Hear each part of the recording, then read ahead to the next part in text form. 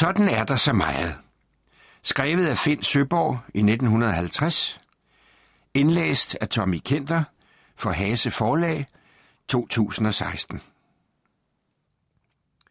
Kapitel 1. Nu er vi i Roskilde, sagde manden. Preben nikkede træt til sin medpassager.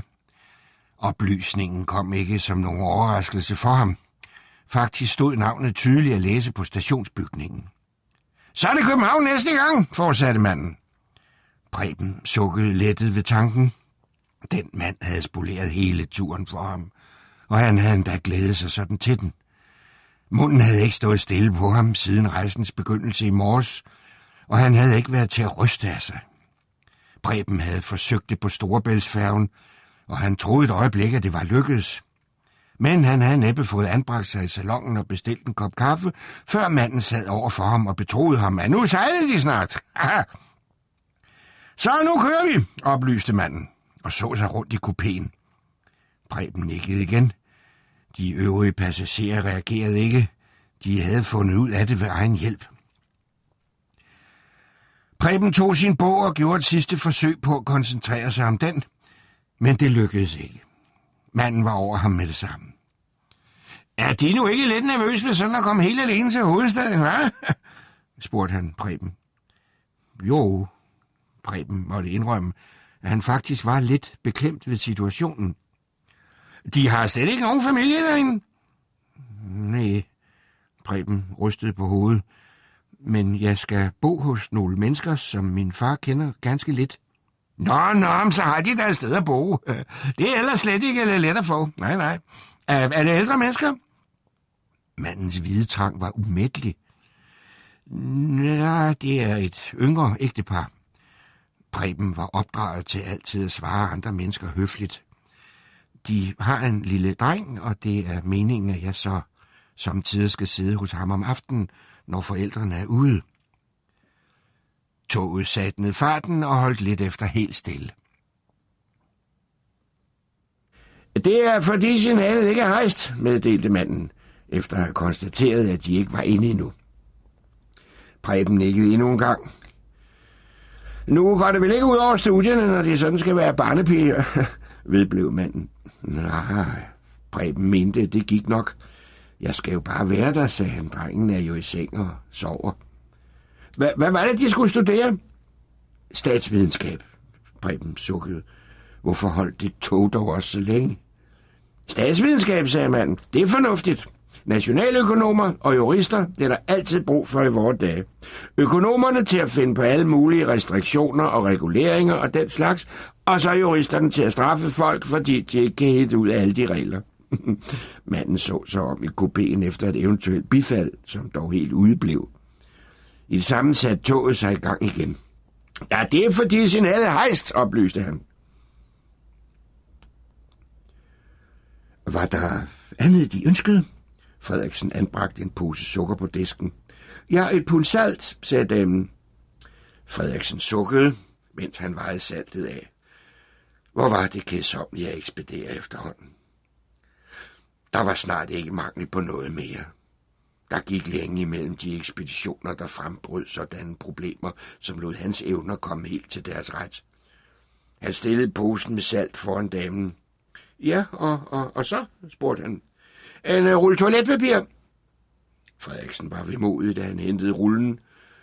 Det var ikke så forfærdeligt længe siden, at salget af en rulle toiletpapir var en ganske anderledes alvorlig sag. Dengang måtte han først se efter i en bog, hvornår kunden sidst havde fået, hvorefter han med alvorlig mine traf bestemmelse om, hvorvidt der på nuværende tidspunkt kunne bevilges sådan en rulle. Og hvis rullen blev bevilget, havde han omhyggeligt måtte skrive den ind i bogen med navn og dato og det hele, og gjort opmærksom på, at han ikke gerne så en ny henvendelse de første 3 uger. Det havde været interessant at have med at gøre dengang. Han havde været inde i hele kvarterets fordøjelse, og havde været en mand, man havde respekt for. Dengang havde han i privatlivet kaldt sig ekspeditionschef, men nu kunne han igen kun tillade sig at kalde sig første kommis. Hvad var der andet, spurgte Frederiksen. Det var der ikke, og damen ønskede endda at betale kontant, så Frederiksen fik ikke engang den glæde at skrive det op. Det var en yderst kedsomlig ekspedition. En komi med betydeligt ringere evner end Frederiksen kunne have klaret den. Damen gik med sin pakke, og Frederiksen gav sig til at rense negle med sin saks.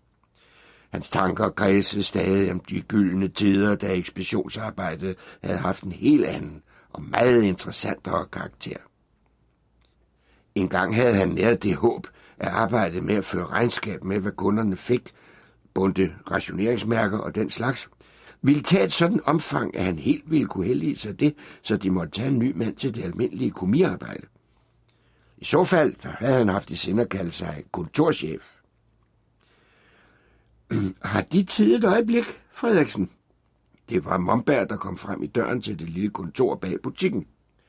Jo, Frederiksen kastede et blik ud over den tomme butik og mente nok, at han kunne afse tid, hvis det ikke varede for længe. Så kom lige med herind, sagde Momberg. Der er noget, jeg vil vise dem. Frederiksen fulgte med ind på kontoret. Momberg rakte ham en længere skrivelse og sagde, at han skulle læse den. Den var fra patentbureauet. Der meddelte herr købmand P. Momberg patentbevilling på en nærmere beskrevet brænder til gasapparater. Nå, hvad siger de så? Spurgte Momberg ivrigt. Ja, hvad siger jeg? Frederiksen vidste ikke rigtigt, hvad han sagde. De kunne for eksempel ønske mig tillykke, foreslog Momberg. De må da huske på, at det er en mærkedag for mig i dag. I dag ser jeg resultatet af mange års arbejde. Hvor længe er det egentlig siden, at jeg fik idéen til den brænder? Ja, det kan jeg ikke huske. De gik i hvert fald og fablede om den i lang tid, før de gjorde noget ved den. Det er ikke rigtigt. Mombergs stemme lød såret. Så snart jeg havde fået den tanke, at der måtte kunne laves en brænder efter et helt nyt princip, så gik jeg i gang med at udføre ideen i praksis. Men der var skam mange problemer og vanskeligheder, kan de tro. Ja, jeg er jo desværre ikke fagmand. Interesserer mig bare for mekanik og den slags. Hvad vil de egentlig gøre med det patent, spurgte Frederiksen. Tror de, der er nogen, der vil købe det? Købe det? Nej, jeg vil skam ikke sælge det. Nå, hvad vil de så? Jeg vil da selv fremstille brænderen og sælge den. Det er vist ikke så let, sagde Frederiksen pessimistisk. De skal både have produktionstilladelser, indkøbstilladelser og fanden hans pumpestok. Nå, jamen det får jeg da også sagtens. Nå, tror de? Ja, selvfølgelig gør jeg det. Der var en smule irritation i Mombergs stemme. Husk dog på, at det er godt gjort, at denne brænder ved samme gasforbrug udvikler 10 gange så meget varme som en almindelig brænder. Det vil sige, at hvis alle mennesker anskaffede sig min brænder, så kunne gasforbruget nedsættes til en 10. af det nuværende, hvilket igen vil sige en enorm besparelse af udenlandsk valuta til. Ja, de behøver ikke fortælle mig alt det der, afbrød Frederiksen. Det har jeg hørt 50 gange. Nå, jamen, jeg mener, at så må myndighederne da også være interesserede i at lade mig komme i gang med produktionen. Ja, det ved man aldrig, sagde Frederiksen. Ja, Momberg afbrød diskussionen. Jeg har nu i sinde at prøve, og når jeg har fået produktionstilladelsen, så sælger jeg forretningen her og starter min egen fabrik. Vil sælge forretningen? Ja, det bliver jeg nok nødt til.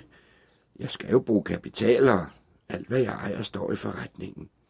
Men de skal ikke være bange for at blive arbejdsløs, for jeg vil netop spørge dem, om de i givet fald kunne tænke dem at gå med mig. Jeg må jo begynde i det små og vil selv lave brænderne, men jeg må have en mand til at hjælpe mig. Og jeg vil jo helst have en, jeg kender og kan stole på. Hvad skulle jeg lave? Spurgte Frederiksen. Det skulle til at begynde med at hjælpe mig med fremstillingen. Det er ikke svært, når vi har de rigtige grejer. Ja. Frederiksen tænkte på, om han måske kunne kalde sig værkfører. Og senere? Ja, hvis foretagendet udvikler sig, sagde Momberg, og det der er alle chancer for, at det gør, så kommer de naturligvis til at indtage stillingen som min næstkommanderende og højre hånd. Det tror jeg godt, jeg vil være med til. Frederiksen så allerede foran sig et visitkort med navnet Driftsleder H. Frederiksen.